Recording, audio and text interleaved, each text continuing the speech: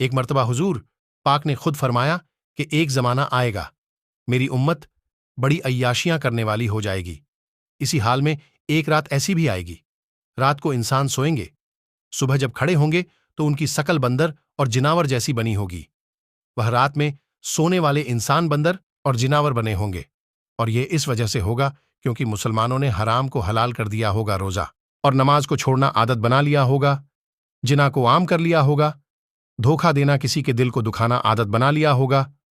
اور آج کل حضور پاک کی ایک ایک بات، ایک ایک لفظ صحیح ثابت ہو رہا ہے۔ حضور پاک نے ان باتوں کو 1500 ورش پہلے ہی بتا دیا تھا، کیوں نہ ہم ان باتوں پر دھیان دھرتے ہیں؟ لوگ آج ہر کسی کو دھوکہ دے رہے ہیں، ہر کسی کا دل دکھا رہے ہیں۔ یہ اماں آمینہ فرماتی ہے کہ جب حضور پاک میرے پیٹ میں آئے تو ایک بادل کا ٹکڑا آسمان پر وار ہوا، میں جہاں بھی جاتی وہیں پر وہ بادل کا ٹکڑا میرے لیے چھایا کرتا۔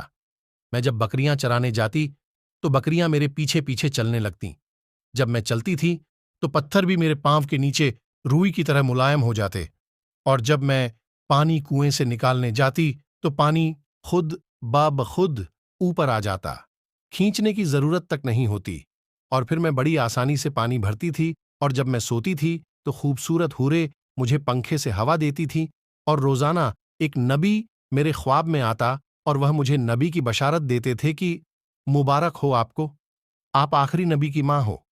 کتنی بڑی بات ہے، ہم اس حضور پاک کے امتی ہے جس کے صدقے میں اللہ تعالیٰ نے اس دنیا کو رچایا بسایا۔ اگر حضور پاک نہ ہوتے تو یہ دنیا بھی نہ ہوتی۔ اللہ پاک کا بڑا کرم اور فضل ہے کہ ہم کو حضور پاک کی امت میں پیدا فرمایا، اور سب سے بڑی بات تو یہ ہے کہ دنیا میں 14 دھرم ہے، ان میں سے ہمیں اسلام میں پیدا فرمایا۔ اگر وہ چاہتا تو ہمیں کسی اور دھرم میں بھی پیدا کر سکتا تھا، لیکن اللہ کا شکر ہے جو حق اور سچ دین اسلام میں پیدا فرمایا اور بطور مسلمان اس دنیا میں بھیجا۔ واقعی یہ بات غور کرنے کی ہے، اگر ہمیں ہمارا پروردگار کسی اور دھرم میں پیدا فرما دیتا تو ہم تو برباد ہو جاتے، کیونکہ جو جھوٹ پر ٹکے ہوئے ہیں ہم بھی ان میں سے ہو جاتے۔ لیکن اللہ پاک کا جتنا شکر ادا کیا جائے وہ بھی کم ہے، اس لیے اللہ تعالیٰ کو راضی کرو، دنیا مٹنے والی ہے۔ ایک مرتبہ حضرت فاطمہ نے سونے کا لاکٹ پہنا ہوا تھا، حضرت امام حسن اور حسین کو چاندی کے کنگن پہنائے تھے۔ حضور پاک کی عادت تھی کہ جب سفر میں جاتے تو سب سے پیچھے حضرت فاطمہ سے ملتے، اور جب واپس آتے تو سب سے پہلے حضرت فاطمہ سے ملتے تھے۔ میرے حبیب واپس آئے تو حضرت فاطمہ کی چوکھٹ پر قدم رکھا تو حضور پاک کو حضرت فاطمہ کے گلے میں سونے کا لاکٹ دیکھا، اور شہزادوں کے ہاتھوں میں چاندی کے کنگن دیکھیں تو وہیں سے اپنے قدم پیچھے ہٹا لیے۔ اس کو دیکھ کر حضرت فاطمہ ہچکچا کر رونے لگی، اور جب حضرت علی گھر پر آئے تو پوچھا، فاطمہ کیوں روتی ہو، کیا ہوا ہے؟ فاطمہ نے علی سے کہا، علی حضور میری چوکھٹ پر قدم رکھتے ہی واپس ہو لیے، زندگی میں ایسا پہلے کبھی نہیں ہوا۔ علی پتہ کرو، میرا رسول ہی مجھ سے ناراض ہو گیا۔ حضرت علی کہتے ہیں کہ جب میں حضور پاک کے پاس مسجد میں پہنچا تو میں نے دیکھا حضور پاک بھی رو رہے ہیں۔ میں نے عرض کیا، حضور کیا ہوا ہے؟ فاطمہ گھر پر رو رہی ہے اور آپ یہاں رو رہے ہیں۔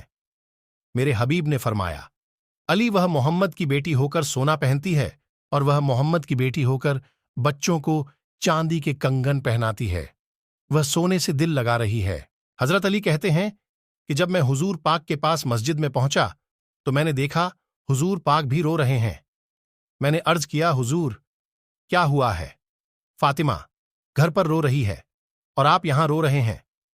میرے حبیب نے فرمایا، علی وہ محمد کی بیٹی ہو کر سونا پہنتی ہے، اور وہ محمد کی بیٹی ہو کر بچوں کو چاندی کے کنگن پہناتی ہے، وہ سونے سے دل لگا رہی ہے۔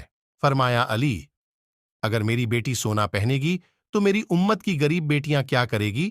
جو باپ اپنی بیٹیوں کے لیے خرید کر نہیں دے سکے گا، وہ بیٹیاں کیا کرے گی؟